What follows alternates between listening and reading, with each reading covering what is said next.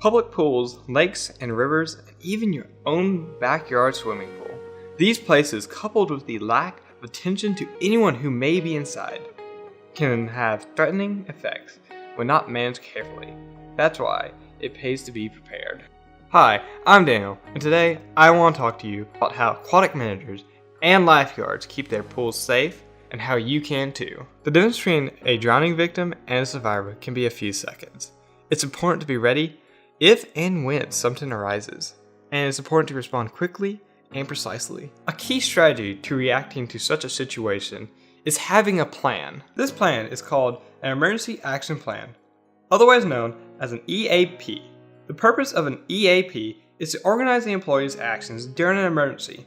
EAPs are used in many different workplaces and locations, even for the slightest potential for safety risk or emergencies. Here today, we will be covering and introducing you to different aquatic facility versions of EAPs. We'll be looking over 3 very different aquatic facilities, each one with their own EAP and set of circumstances. Notice the things that are common and different between all the locations. The Y facilities, just like many others, has an indoor center for many different types of fitness. These types of activities include swimming lessons for different ages and different swimming abilities, lap swimming for the adults, and an all-encompassing family swim. The Y is a perfect example of a small town fitness center where somebody could come out and exercise in the water or out. Here, we spoke to Miss Sabrina, the aquatics director of the Y, about the kind of pool this Y offers. Could you give me your elevator speech about what a EAP is for an aquatics facility? A typical aquatics facility EAP would start with recognizing an emergency, activating your emergency action plan, responding to the emergency, and then you're going to follow up with reporting, advising, and then releasing your victim. Got it. Okay. What particular part of your facility makes it different from other aquatic facilities? Our downtown location is very similar to most aquatic facilities. However, our Prevention Park location is a warm water pool, which helps individuals who have limited mobility due to medical limitations and allows them a little more flexibility in their joints due to the warm water. Okay. Boy Scouts of America uses a swimmer's test for anyone at the waterfront. These tests rate the individual swimmer's ability to swim and restricts activities based on that test. What are your thoughts on this idea, and do you find this to be practical for your environment at the Y? I think that's an excellent idea. In fact, we follow a red, yellow, and green policy. A red swimmer would be someone who could not pass a swim test and would wear a life jacket and would stay in the shallow end of the pool and would never enter any other area other than the shallow end and would always wear a life jacket. A yellow swimmer would wear a life jacket if they wanted to go anywhere beyond the shallow end of the pool, and they would be restricted to areas of the pool that would not be greater than 6 feet deep. Now, a green swimmer would be someone who passed the swim test, and would be allowed anywhere in the pool without a flotation device. So this gives you an idea of where areas of the pool each swimmer can swim in, and then they have a band around their neck so that you can identify where a swimmer should be at any given time. Okay. The Y's environment is unique. The clientele in the pool is constantly changing. How do you manage such diverse clientele in regards to your EAP? Our EAP actually isn't going to change based on our clients. It's going to be very stagnant because the way we respond to emergency is going to be pretty much the same based upon who's in the pool because we're going to respond to the emergency the same way. Okay. Shallow water blackout has become a national issue. Do you see it as a problem in the Y setting? The Y has been very aware of this for a long time now. In fact, we don't allow shallow water breath holding contests, and we don't allow that as an actual activity or an exercise that swimmers and members would participate in. We also don't allow folks to use snorkels who would remain stagnant in the pool. So this prevents that from actually being a problem. Okay. What advice would you offer other aquatic facilities or even a homeowner with a new pool with regards to having an EAP plan? An emergency action plan is actually your first line of defense for preventing an emergency from ever actually happening in the first place. So having that emergency action plan is going to give you basically a security to prevent emergencies from happening, because knowing what emergencies could happen in your facility allows you to prevent them from ever happening at all. Okay, thank you.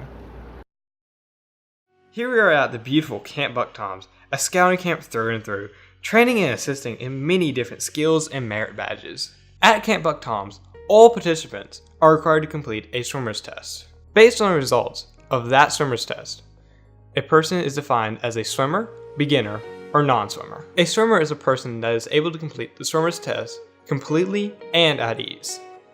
A beginner is a person that was able to half complete the swimmer's test.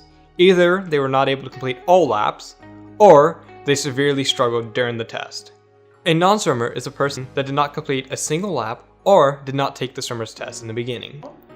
These tiles define where a swimmer is allowed to be in the swimming area. We got a chance to speak with Devin, the Director of Aquatics here at Camp Buck Toms. How do you feel the swimmer test and the bracelets help you on the waterfront?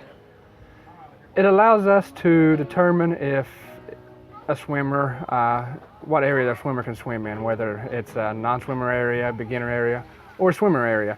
The bracelets, they're not required. That's kind of something that we started doing here about 8 years ago that kind of shows us during free swim that the kids are in the correct area.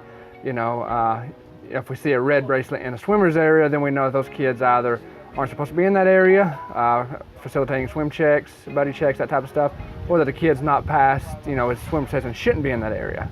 Okay.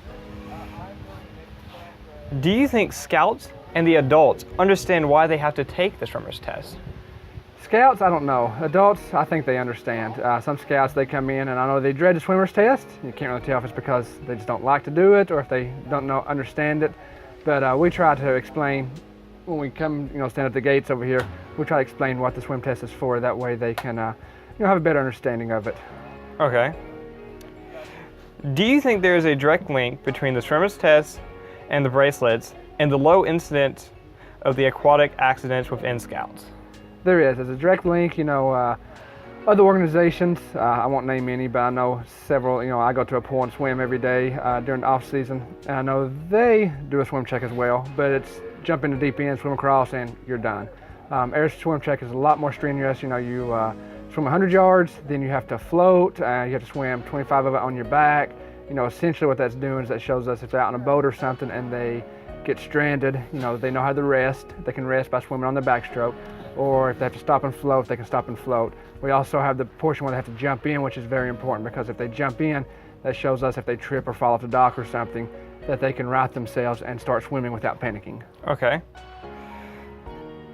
Can you give me your elevator speech about the emergency action plan for the aquatic facility here? We have several of them. Basically, for an emergency action plan, you want to look at your area, figure out what emergencies can happen, and have a simple but detailed plan. You know, basically a flow charts, how we do it here. You know, if we see someone in the swimmer's area, what do they do? You know, the guard 1 will jump in the water, and it'll tell what guard 2 needs to do, and it'll just go down the list until, you know, the final portion of it is to double check the area, make sure everything's safe, and then return back to duty. So for an emergency action plan, that's what you want to do. Simple but detailed, that way everybody knows what they're doing. Okay. What particular part of your facility makes it different from other aquatic facilities? Well, on open water, you know, a lot of pools around here aren't on open water. A lot of summer camps have ponds that they've made or even using pools now. So the open water definitely is a challenge and makes it a little different. Okay. What advice would you offer to any other aquatic facilities or even homeowners with new pools regards to having a emergency action plan? You know, just basically look around, see what can happen, and then make a, you know, brainstorm with a list of ideas. You know, weather, someone can drown, you know, just any kind of emergency that could happen in your pool, and then sit down and make a small, detailed list for all the emergencies you can come up with.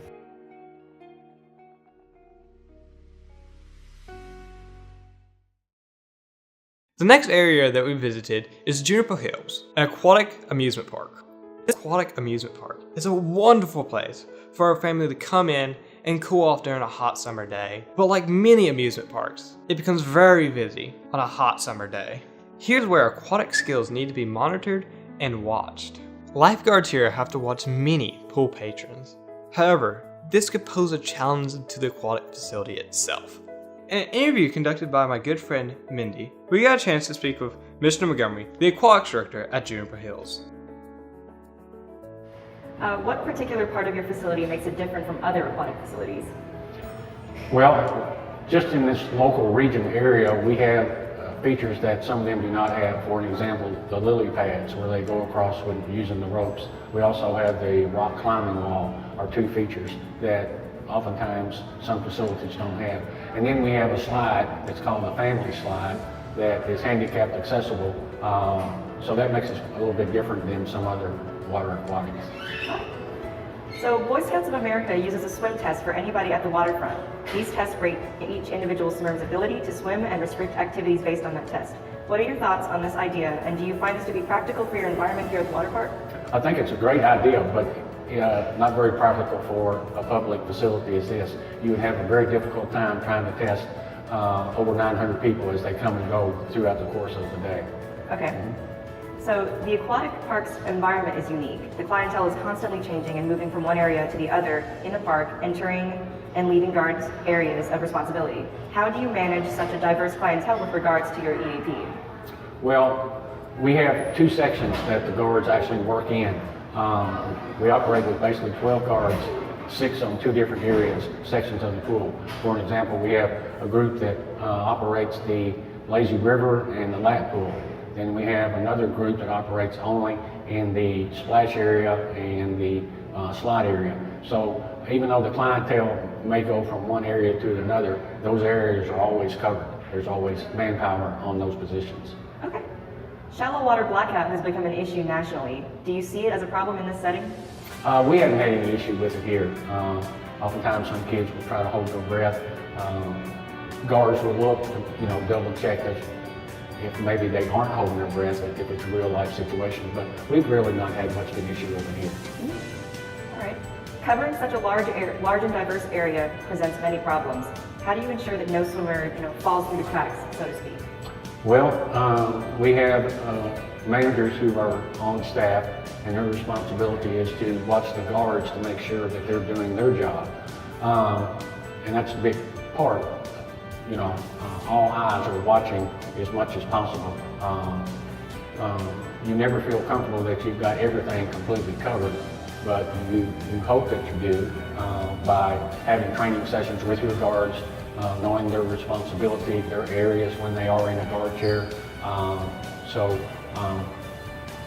You just work hard and try to make sure that nobody falls through the cracks.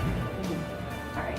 What advice would you offer to other aquatic facilities or even a homeowner with a new pool with regards to having an EAP? Definitely have some plan of action.